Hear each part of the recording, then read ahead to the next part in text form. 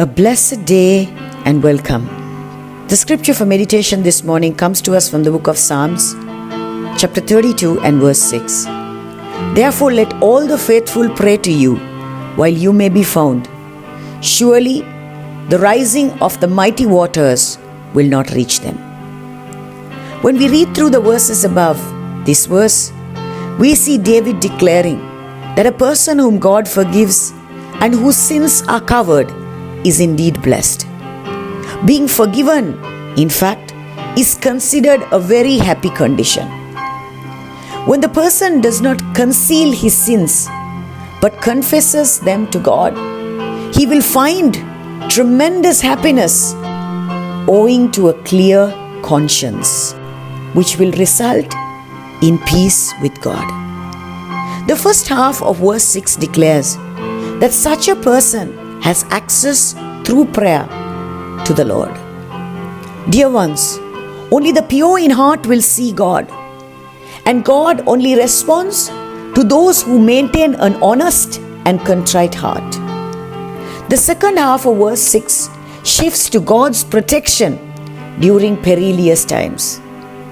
In other words, the man who prays and confesses his sin to God is blessed not only because of what God does not do, namely, impute iniquity to him, but he is also blessed by what God does do, namely, preserve him from trouble and surround him with songs of deliverance. Surely in the floods of great waters, in times of calamity, as when floods of water spread over a land, when violent trials, afflictions and temptations, or in a time of judgment, when such floods sweep everything away, the Lord protects those who fear Him. What a wonderful revelation we have received this morning. It is not those who feel self-righteous or proud who the Lord protects, rather the humble, the ones who are willing to acknowledge their weaknesses and need for God. When a person is willing to be honest before God, God covers his sin, clears his conscience, and protects him from calamity.